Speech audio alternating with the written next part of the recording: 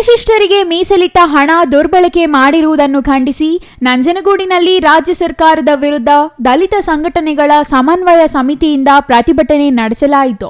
ನಂಜನಗೂಡು ನಗರದ ತಾಲೂಕು ಆಡಳಿತ ಭವನದ ಮುಂಭಾಗದಲ್ಲಿ ಜಮಾಯಿಸಿದ ದಲಿತ ಸಂಘಟನೆಗಳ ಸಮನ್ವಯ ಸಮಿತಿ ಪದಾಧಿಕಾರಿಗಳು ರಾಜ್ಯ ಸರ್ಕಾರದ ವಿರುದ್ಧ ಧಿಕ್ಕಾರದ ಘೋಷಣೆಗಳನ್ನು ಕೂಗಿ ಆಕ್ರೋಶ ವ್ಯಕ್ತಪಡಿಸಿದರು.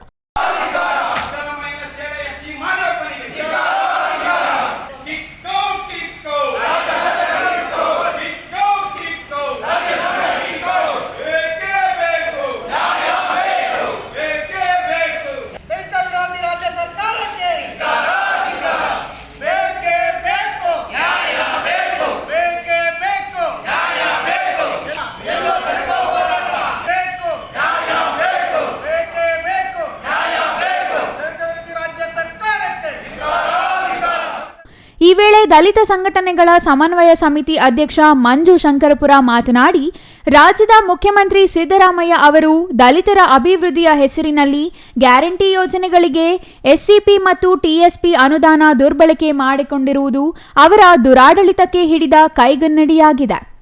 ರಾಜ್ಯದಲ್ಲಿ ಕಾಂಗ್ರೆಸ್ ಮತ್ತು ಬಿಜೆಪಿ ಒಂದೇ ನಾಣ್ಯದ ಎರಡು ಮುಖಗಳಿದ್ದಂತೆ ಜನರು ಇದನ್ನು ಅರ್ಥ ಮಾಡಿಕೊಳ್ಳಬೇಕು ಎಂದರು. ದಲಿತ ರಾಜಕಾರಣಿಗಳು ಗುಲಾಮರಂತೆ ವರ್ತಿಸುತ್ತಿದ್ದಾರೆ. ಅವರ ಕಾರ್ಯವೈಖರಿ ಬದಲಾಗಬೇಕು. ಮೀಸಲು ಹಣವನ್ನು ಈ ಕೂಡಲೇ ಹಿಂಪಡೆಯಬೇಕು ಎಂದು ಆಗ್ರಹಿಸಿದರು. ದಲಿತ ಸಂಘಟನೆಗಳ ಸಮನ್ವಯ ಸಮಿತಿ ಕಾರ್ಯಾಧ್ಯಕ್ಷ ಬಸವಟ್ಟಿಗೆ ನಾಗೇಂದ್ರ ಮಾತನಾಡಿ, ದಲಿತರ ಹೆಸರು ಹೇಳಿಕೊಂಡು ಅಧಿಕಾರಕ್ಕೆ ಬಂದ ಕಾಂಗ್ರೆಸ್ ಸರ್ಕಾರ ದಲಿತರಿಗೆ ದ್ರೋಹ ಬಗೆಯುತ್ತಿದೆ. ಇದಕ್ಕೆ ದಲಿತ ನಾಯಕರು ಬೆಂಬಲ ನೀಡುತ್ತಿರುವುದು ನಾಚಿಕೆಗೇಡಿನ ಸಂಗತಿ ಎಂದರು.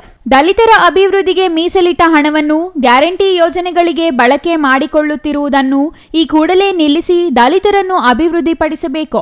ಎಸ್ಸಿ ಮತ್ತು ಎಸ್ಟಿ ಬ್ಯಾಕ್ಲಾಗ್ ಹುದ್ದೆಗಳನ್ನು ಕೂಡಲೇ ಭರ್ತಿ ಮಾಡಬೇಕು. ಎಸ್ಸಿಪಿ ಮತ್ತು ಟಿಎಸ್ಪಿ ಮೀಸಲು ಹಣವನ್ನು ಯಾವುದೇ ಕಾರಣಕ್ಕೂ ಇತರೆ ಯೋಜನೆಗಳಿಗೆ ಬಳಸಬಾರದು. ಪರಿಶಿಷ್ಟ ಜಾತಿ ಮತ್ತು ಪರಿಶಿಷ್ಟ ಪಂಗಡದ ಮೆರಿಟ್ ವಿದ್ಯಾರ್ಥಿಗಳಿಗೆ ನೀಡುತ್ತಿದ್ದ ಪ್ರೋತ್ಸಾಹ ಧನಕ್ಕೆ ವಿಧಿಸುವ ಆದಾಯ ಮತ್ತು ಅಂಕಗಳ ಮಿತಿಯನ್ನು ಕೂಡಲೇ ರದ್ದು ಮಾಡುವುದು ಸೇರಿದಂತೆ ಸುಮಾರು 13 ಬೇಡಿಕೆಗಳನ್ನು ಮುಖ್ಯಮಂತ್ರಿ ಸಿದ್ದರಾಮಯ್ಯ ಅವರಿಗೆ ನೀಡುತ್ತಿದ್ದೇವೆ ಎಂದು ಹೇಳಿದರು. 133 ಸ್ಥಾನ ಇವತ್ತು ಚುಕ್ಕಾಣಿ ಹಿಡಿದು ಇವತ್ತು ರಾಜ್ಯ ಸರ್ಕಾರ ಆಡಳಿತ ಮಾಡ್ತಾರೆ. ಅದಕ್ಕೆ ಮೂಲತಃ ಒಂದು ದಲಿತ ಸಮುದಾಯದ ಒಂದು ಓಟ್ನಿಂದ ಇವತ್ತು ಗೆದ್ದಂಥ ರಾಜ್ಯ ಸರ್ಕಾರ ಇವತ್ತು ದಲಿತರಿಗೆ ಮೋಸ ಮಾಡೋಂಥ ವಂಚನೆ ಮಾಡ್ತಾ ಇದೆ.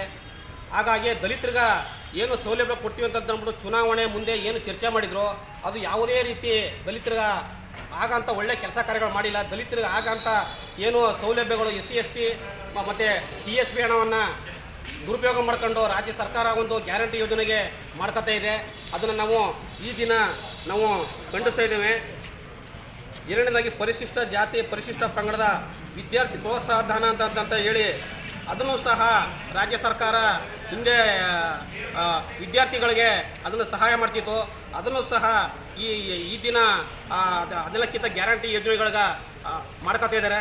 ಹಾಗಾಗಿ ನಾವು ಏನು ಮುಂದಿನ ದಿನಗಳಲ್ಲಿ ಈಗ ಮನವಿ ಕೊಡ್ತಾ ಇದ್ದೀವಿ.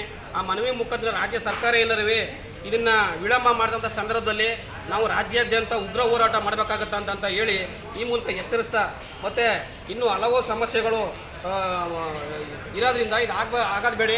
ಮುಂದಿನ ದಿನಗಳಲ್ಲಿ ನಾವು ಉಗ್ರವಾದ ಹೋರಾಟ ಮಾಡಬೇಕಂತ ತಹಸೀಲ್ದಾರ್ ಶಿವಕುಮಾರ್ ಕಾಸನೂರು ಅವರ ಮೂಲಕ ಮುಖ್ಯಮಂತ್ರಿ ಸಿದ್ದರಾಮಯ್ಯ ಅವರಿಗೆ ಮನವಿ ಸಲ್ಲಿಸಲಾಯಿತು.